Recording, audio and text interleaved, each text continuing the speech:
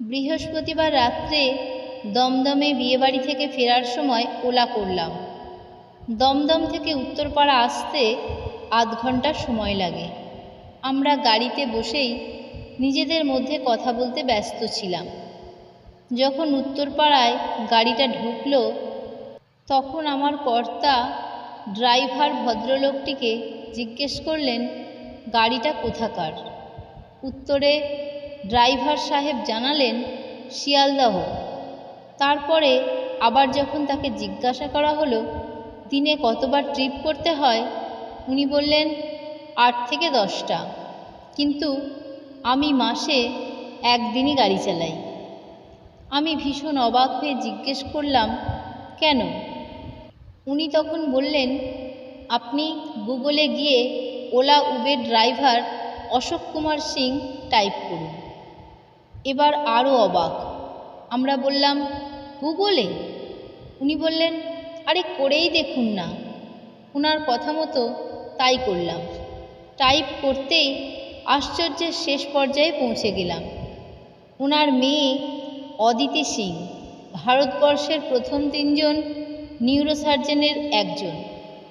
শুধু তাই নয়, পশ্চিমবঙ্গ থেকে আইসিএসসিতে মাধ্যমিক এবং উচ্চ মাধ্যমিকে প্রথম হয়ে জয়েন্টেও র্যাঙ্ক করে।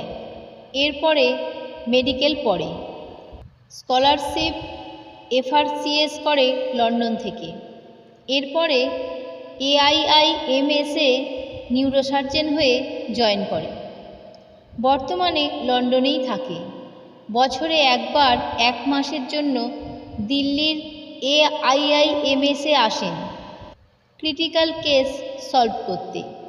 শুধু ভারত বা লন্ডনই নয়, সারা বিশ্বের সমস্ত দেশেই যে কোনো ক্রিটিক্যাল কেস এলেই ডাক পড়ে ডক্টর অদিতি সিংয়ের।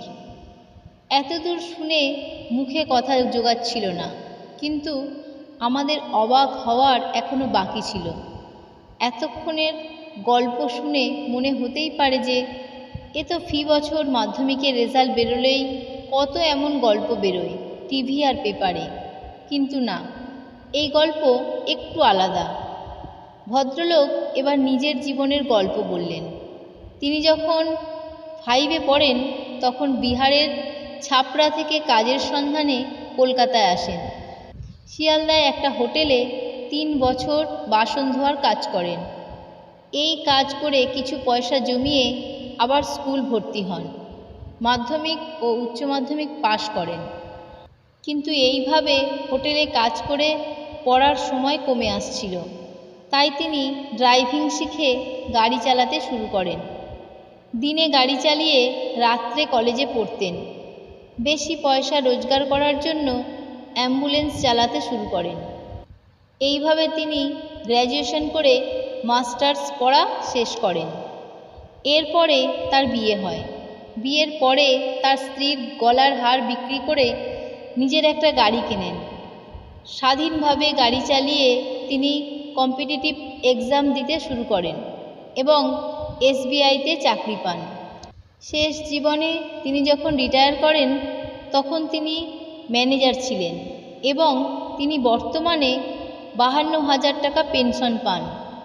এতদূর শুনেই মনে হচ্ছে তো পুরো রূপকথার গল্প বইয়ের পাতা থেকে উঠে এসেছে।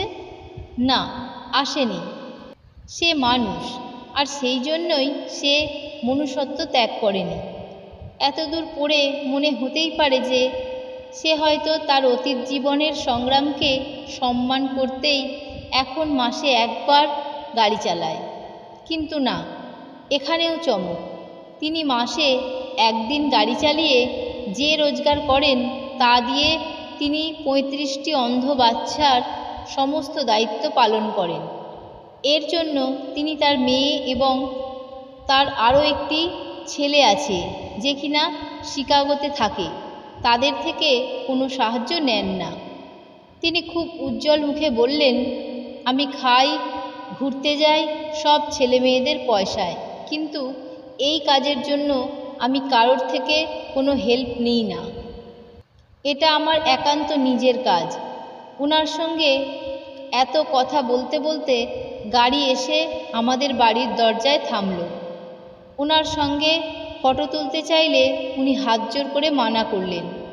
বহুবার বলার পরে কুণ্ঠিতভাবে দুটি ছবি তুলতে রাজি হলেন। সবাই তো আমরা বেঁচে থাকি, কাজ করি, কিন্তু এমনভাবে কয়জন ভাবতে পারি বলুন তো? একার জন্য বাঁচাটা বাঁচা নয়, কারোর জন্য কিছু করে যেতে পারলে হয়তো জীবনের সার্থকতা খুঁজে পাওয়া যেতে পারে। এটা একান্তই আমার ব্যক্তিগত মতামত। এমন হয়তো অনেক মানুষ আছেন যারা কোনো প্রচার বা সমর্থনের জন্য অপেক্ষায় না থেকে নিজের সামর্থ্যের মধ্যে থেকেই অন্যদের আলোর পথ দেখিয়ে দিয়ে যান।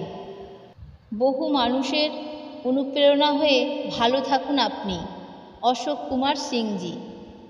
ভিডিওটি আপনাদের কেমন লাগলো কমেন্ট করে জানাবেন।